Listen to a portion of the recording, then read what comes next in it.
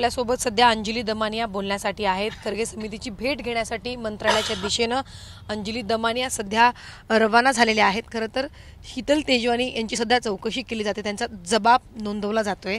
काय सांगाल याच्यावरती? आणि सोबतच त्यांना व्हीआयपी ट्रीटमेंट दिल्याचं सुद्धा पाहायला मिळतं। हो, मी आता जे व्हिज्युअल्स बघितले झी 24 तासवर की त्यांना अगदी जसं काही लाऊंजमध्ये बसवतात असं अशा प्रकारे बसवलं गेलं त्यांच्याबरोबर आणि 2 लोक दिली गेली। म्हणजे एखादा चोर जर असेल तर त्याला असं खेचून नेलं जातं किंवा त्याच्या हातात बेड्या ठोकल्या जातात।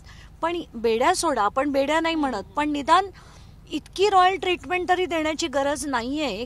गव्हर्नमेंटच्या जमिनीचा फ्रॉड केलंय त्यांनी, तर त्यांना जी आता रॉयल ट्रीटमेंट दिली जाते ते बघून खरंच खूप चिंता वाटते की आपण काय करतोय, कुठच्या प्रकारचं इन्व्हेस्टिगेशन करतोय। आतापर्यंत खरं तर कारवाईमध्ये वेग आल्याचं पाहायला मिळते। जे इन्व्हॉल्व आहेत त्यांचं जबाब आणि त्यांची चौकशी केली जाते। शीतल तेजवानी आता सध्या त्यांचा जबाब नोंदवला जातोय। काय अपेक्षित आहे? वाटते की याच्यामधून खरं तर खुलासे होतील किंवा जी माहिती अपेक्षित आहे किंवा जी प्रोसिजर झालेली आहे लँड खरेदी करण्यासाठी, जमीन खरेदी करण्यासाठी, त्या बाबतीत खुलासे होतील? खरं तर झाले पाहिजेत। म्हणजे कुठले चांगले ऑफिसर असतील ना, ते या सगळ्या गोष्टी डॉक्युमेंट झाल्या पाहिजेत, त्या जनतेपुढे आल्या पाहिजेत।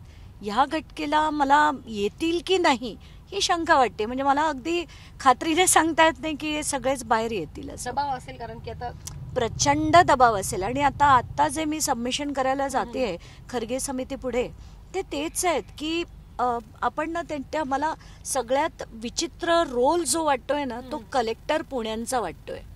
कारण कलेक्टर पुण्याला एक survey, botanical survey of India, जी ministry of environment government of इंडियाची एक संस्था आहे, ती पत्र लिहिते अर्जंट इंटरव्हेन्शन करा म्हणून, की आमच्या इथे काही माणसं आली आणि तुम्ही ही जागा खाली करा म्हणाली। तर याच्यावर सुद्धा कलेक्टरने काही कारवाई करू नये।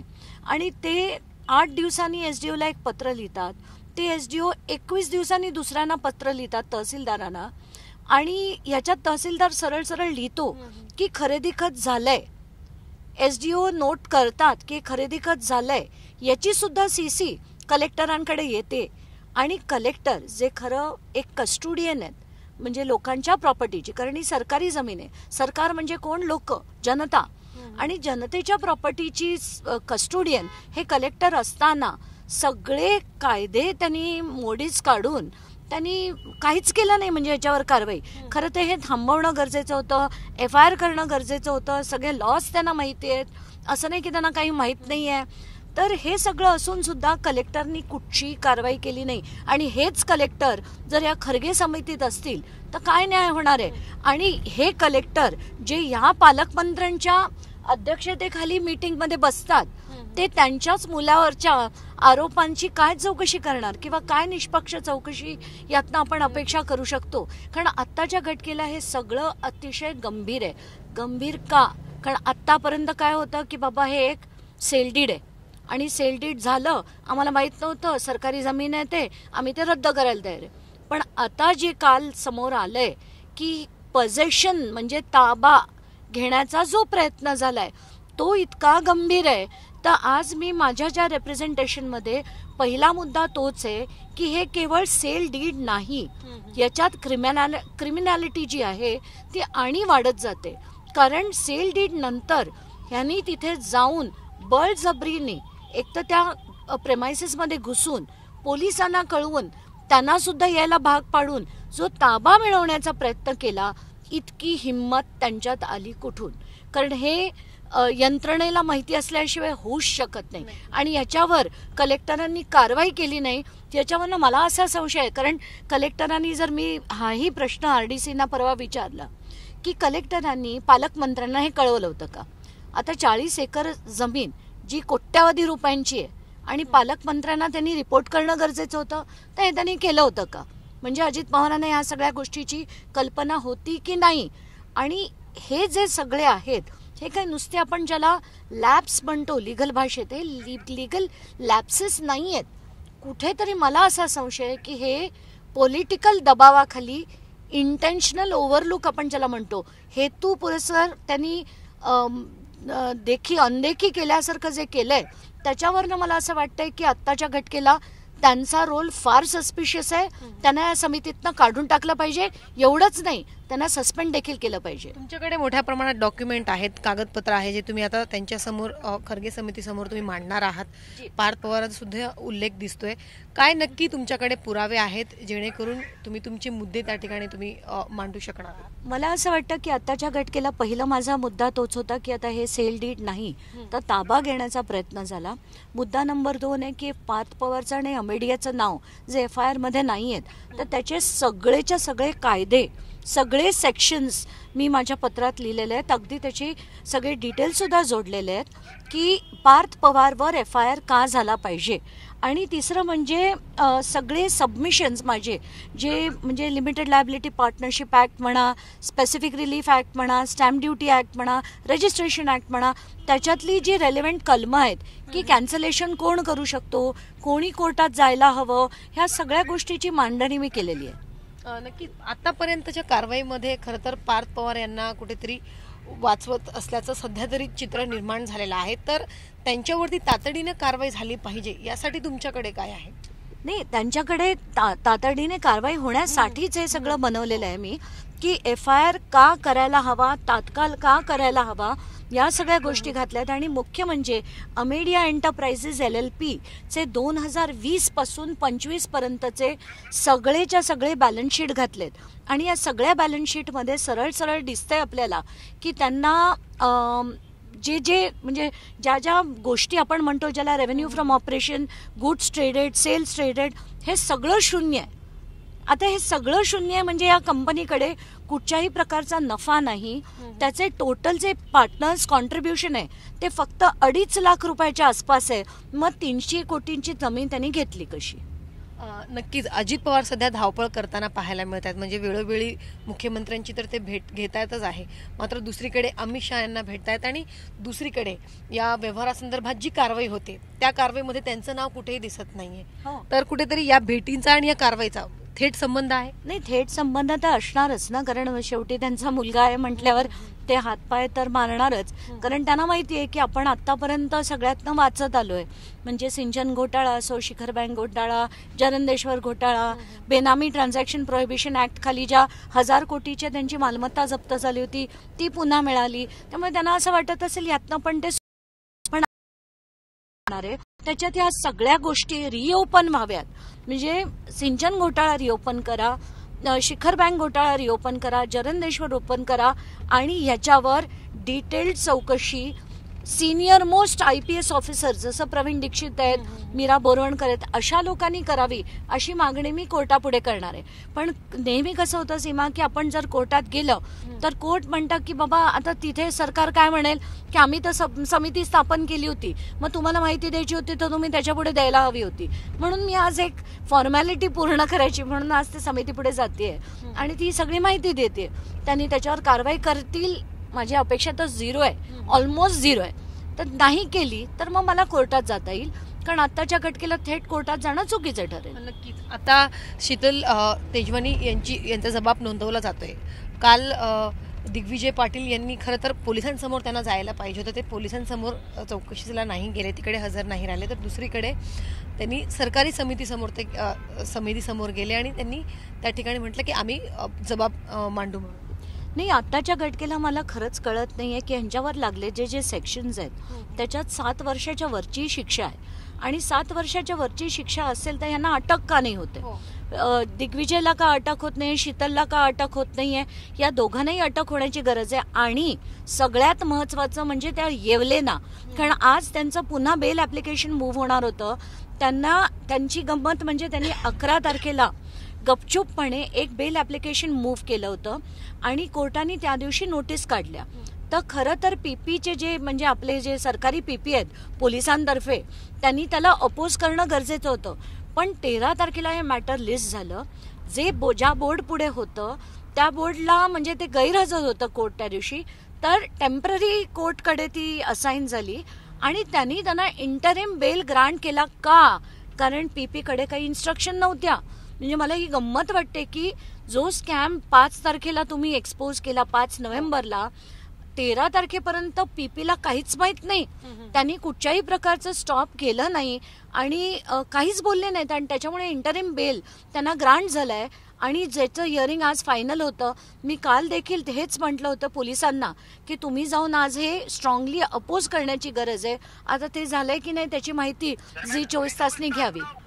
ताई, सगळ्यात महत्त्वाचा प्रश्न म्हणजे आतापर्यंतचा जो सगळ्यांना पडलेला आहे, तुम्हाला सुद्धा पडला असेल. आता जो व्यक्ती या संपूर्ण व्यवहारामध्ये इन्व्हॉल्ड आहे, ज्याच्या नावावरती सगळं खरं तर हा व्यवहार झाला असेल असं बोललं जाते, ते पार्थ पवार सुरुवातीपासून नाही आहेत. त्यांची एकही स्टेटमेंट आली ना, त्यांच्याकडनं काही ऑफिशियल कंपनीकडनं नाही त्यांनी आत्तापर्यंत उत्तर दिलेलं आहे. जे त्यांच्याकडनं अपेक्षित होतं त्यांनी सांगितलेलं होतं की मी देणार. व्यवहार रद्द झालेला आहे. त्यांच्या पार्टनरची सध्या चौकशी केली जाते. जे पॉवर ऑफ अटर्नी ज्या व्यक्तीकडे आहे त्यांची आज चौकशी होते, जबाब नोंदवला जातोय. जे खरं तर लोक याच्यामध्ये आहे, ज्यांची प्रॉपर्टी आहे, ते सगळे समोर येतात. अजित पवार म्हणतात माझा इन्व्हॉल्वमेंट नाही आहे, ते सुद्धा माध्यमांसमोर येत आहेत. पण पार्थ पवार कुठेच दिसत नाही. तर याकडे कसं पाहत? नाही, पहिलं म्हणजे त्यांचं नाव FIR मध्ये येणं गरजेचं आहे. ते आल्यानंतर मला वाटतं पोलीस त्यांना समन करू शकतात. आत्ताच्या घटकेला FIR मध्ये नावच नाहीये म्हणून त्यांना स्टेटमेंट घेण्यासाठी बोलवलं जात नाहीये. म्हणून मी तेच इन्सिस्ट करते की पार्थ पवारांचं नाव आणि अमेडियाचं नाव हे, कारण कसं असतं की आत्ताच्या घटकेला जे फ्रॉड झालंय ते अनलिमिटेड लायबिलिटी होते दोन्ही पार्टनर्सची, ती LLP ऍक्ट प्रमाणे. तर आत्ताच्या घटकेला ज्या दिवशी त्यांचं नाव येईल FIR मध्ये त्याच्यानंतर बरंच काही होईल. पण मी मुद्दाम मगाशी जे म्हणत होते, येवलेना जोपर्यंत अटक होत नाही तोपर्यंत काही होणार नाही. आणि येवलेना वाचवण्याचा सरकार पुरेपूरा प्रयत्न करते. कारण येवलेना आत घातलं त्या सगळ्या गोष्टी बाहेर निघतील, आपोआप निघतील की पार्थ पवारांचा रोल काय, पार्थ पवार त्यांना किती वेळा भेटले, कोणाचं प्रेशर होतं, कोणाच्या सांगण्यावरनं त्यांनी हे रजिस्टर केलं, या सगळ्या गोष्टी आपोआप बाहेर येतील. आणि दुसरं म्हणजे जसं मी म्हटलं, टावर लोकेशन पार्थ पवारचं अतिशय महत्वाचं आहे.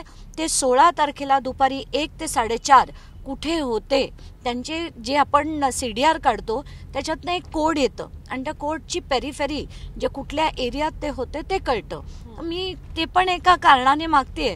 तर मला असं वाटतं की आत्ताच्या घटकेला ते मिळणं अतिशय महत्वाचं आहे. तुम्ही काल मुद्दा उपस्थित केला होता की त्यांचं टावर लोकेशन चेक केलं पाहिजे, CDR काढला पाहिजे. त्यांच्या पक्षाकडनं अशी प्रतिक्रिया दिली जाते की तुमच्याकडे एवढी माहिती कुठून येते, तुमची चौकशी झाली पाहिजे किंवा तुमचा CDR खरं तर काढला पाहिजे. नाही, मला तर ते गंमत वाटते त्या सूरज चव्हाणची. प्रत्येक वेळेस तेच बोलून हा माणूस कंटाळत कसा नाही.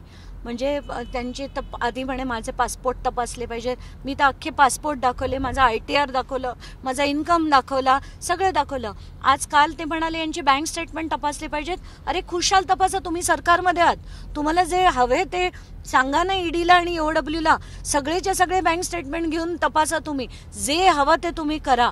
पण तुम्ही आम्हाला अशा प्रकारे दाबण्याचा जो प्रयत्न करता ना, तो कधीच शक्य होणार नाही. कारण आम्ही 2011 पासून आमच्यासारखी वेडी माणसं अशी म्हणतात की तुम्हाला जे उखाडायचे उखाडा, आम्हाला काही फरक पडत नाही, आम्ही लढणार. टार्गेट केलं जाते किंवा त्यांना फसवण्याचा कट आहे असं त्यांचं म्हणणं. नाही, अजित पवारांना कोण फसवणार? ते दुनियाला फसवतायत, एकानंतर एक स्कॅम्स करतायत. त्यांचे स्कॅम्स कधी संपत नाहीयेत, चौकशा संपत नाहीयेत. आणि असे स्कॅम करणाऱ्या व्यक्तीला जर कोणी डिफेंड करत असेल तर त्या व्यक्तीला काय बोलायचं आपण? नक्कीच. तुम्ही चंद्रशेखर बावनकुळे यांची काही दिवसांपूर्वी भेट घेतलेली होती, त्यानंतर काही त्यांच्याशी बोलणं झालं का किंवा अजूनही संपर्क सुरू आहे का? नाही, मला त्यांना इनफॅक्ट भेटायचंय. इनफॅक्ट बोलून मला 2 गोष्टींची मागणी करायची आहे, जी मी त्यांच्याकडे आणि मुख्यमंत्र्यांकडे आता करणार आहे. कारण ही जी समिती आहे याच्यातली 5-5 माणसं जर पुण्याची आहेत, तर पालकमंत्री पुण्याचा, त्यांच्या मुलाची इन्व्हेस्टिगेशन, ही 5 माणसं काय इन्व्हेस्टिगेट करणार आहेत? तर मला या सगळ्या गोष्टीची ती रिकॉन्स्टिट्यूट करण्यासाठी मला त्यांची भेट नक्कीच घ्यायची. अडचण वाढेल किंवा कारवाईला वेग येईल, ज्या पद्धतीने तुम्ही पुरावे घेतायत, सगळ्यांची भेट घेतायत, सगळं काय ऑन रेकॉर्ड आणतायत, तर कारवाईला वेग येईल आणि अडचणी वाढेल नक्कीच. आता हे मी रिटर्न सबमिशन तेवढ्याचसाठी देते आणि त्याच्या लागणारी सगळी एनेक्शर्स, म्हणजे जवळजवळ 98 पानाची एनेक्शर्स आणि माझं जवळजवळ 9 पानाचं माझं रिटर्न सबमिशन हे मी त्यांच्यापुढे का देते? कारण या प्रत्येक गोष्टीवर मला त्यांचं उत्तर हवंय. आणि हे जर उत्तर खरगे समितीने प्रत्येक मुद्दा कव्हर केला नाही तर तर मला त्यांना सुद्धा कोर्टात ड्रॅग करायचंय. तर आत्ताच्या घटकेला हे मला हँडल करणं त्यांना इतकं सोपं नाही आहे. त्यांना नक्कीच हे जड जाणार आहे आणि प्रत्येक मी उपस्थित केलेल्या मुद्द्याला उत्तर द्यायला. खरगे समितीवर सुद्धा तुमचा आक्षेप आहे आणि ती कुठे ते रद्द केली पाहिजे असंही तुमचं म्हणणं होतं. तर या संदर्भात देखील बोलणी करणार आहात का आणि लवकरात लवकर दुसरी समिती खरं तर स्थापन केली पाहिजे यासाठी प्रयत्न असणार आहे? मी नक्कीच हेच बोलायला मला बावनकुळेंना भेटायचं होतं की पहिलं म्हणजे ही खरगे समितीतले मी जसं मी म्हटलं 6 पैकी 5 तर पुण्याचेच आहेत. तर हे काढून तुम्ही एक जज, एक रेव्हेन्यूचा तज्ज्ञ आणि पोलीस IPS ऑफिसर्स यांची समिती बनवा. पुण्यातला एकही माणूस तिथे नको, त्या समितीत नको, अशी माझी मागणी असणार आहे. आणि हे जे डिटेल्स आहेत ते कम्प्लीट ओपन अँड शट आहेत, जे मी तुमच्या आता चॅनलकडे देते ते कम्प्लीट ओपन अँड शट आहेत. तुम्ही हे दाखवलं तर प्रत्येक माणसाला म्हणजे महाराष्ट्रातल्या प्रत्येक माणसाला जे मनात असेल ते त्या माझ्या लेटरमध्ये लिहिलेलं आहे. नक्कीच ताई, धन्यवाद आमच्याशी बातचीत केल्याबद्दल. तर काही वेळात खरगे समिती समोर जाऊन त्यांना काही जे या व्यवहाराशी संबंधित आणि कारवाई संबंधित जे पुरावे द्यायचे आहेत ते सगळे पुरावे घेऊन अंजली दमानिया त्यांची भेट घेणार आहेत आणि त्यानंतर खरं तर कारवाईला कशा प्रकारे वेग येतो हे पाहणं महत्त्वाचं असेल. जो आतापर्यंत प्रश्न उपस्थित केला जातोय की कंपनीला आणि पार्थ पवार यांना वारंवार प्रत्येक कारवाईतून आणि का त्यांना वगळलं जाते, जर ते याच्यामध्ये पूर्णपणे सहभागी असेल, जमीन खरेदी करत असताना जर ते पार्टनरशिपमध्ये असेल तर मात्र त्यांना का वगळलं जाते आणि त्यांच्यावरती कारवाई करण्यासाठी जे पुरावे खरं तर दिले पाहिजे ते सगळे पुरावे घेऊन खरगे समितीसमोर सगळे पुरावे मांडतील आणि त्यानंतर कशा पद्धतीने समितीच्या वतीनं कारवाई केली जाते हे पाहणं महत्त्वाचं असणार आहे. व्हिडिओ जर्नलिस्ट मनीषसह सीमा आढे, झी 24 तास, मुंबई.